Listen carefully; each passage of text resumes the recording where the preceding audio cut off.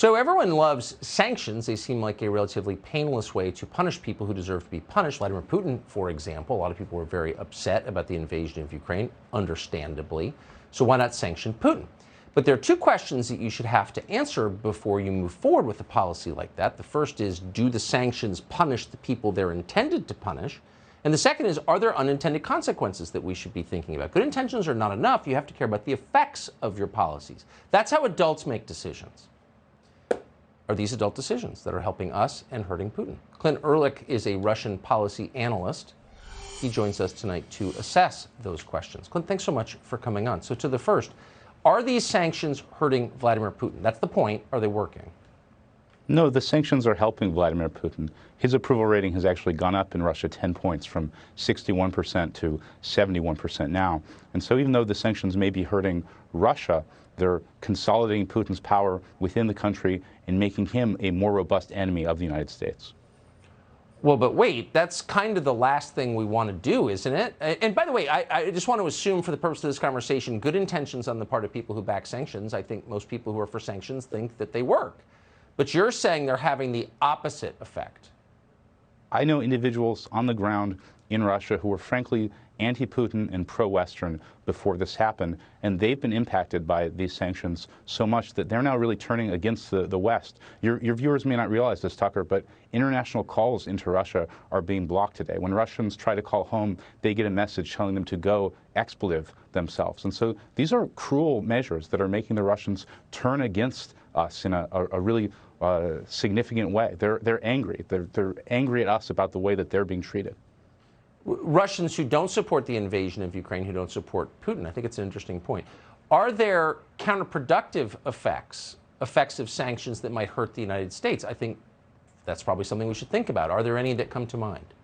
Certainly. What we've effectively done is started to re-erect the Iron Curtain. It was our policy during the Cold War to try to integrate Russia with the West, to try to integrate them politically and economically. And instead, what we've done is isolate them. And so essentially, we've created a new North Korea, but this time with 6,000 nuclear weapons. And so that doesn't advance our national interests, and frankly, it threatens global security.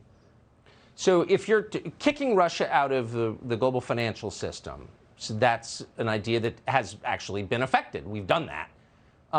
But you got to wonder if that might boomerang and make the United States less influential over time in the global financial system. Is that a possibility?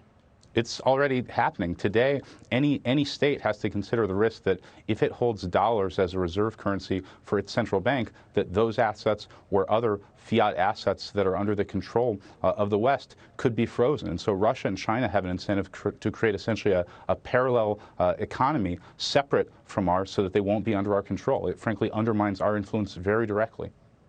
Last question, Econ 101. Everyone who looks at the United States realizes that if the rest of the world were to stop buying U.S. debt, the United States would grind to a halt and no longer be a rich country, I mean, instantaneously. Does any of our reaction to the Russian invasion of Ukraine make it more likely that other countries will stop buying U.S. debt? Certainly. I mean, there's a real threat that they could stop buying our debt, and so we're undermining really our most valuable asset that way. You know, we're living on borrowed time economically, and we're getting into an economic war that we may not leave unscathed. I think every American, most are horrified by this invasion, should ask their lawmakers, is anything you're doing making it less likely the rest of the world will buy our debt, will start unloading our debt, and what would be the consequences of that, Dumbo? Clint Ehrlich, I appreciate thinking like an adult. We don't hear it very often. You do, clearly, so thank you for that. My pleasure. Thank you, Tucker.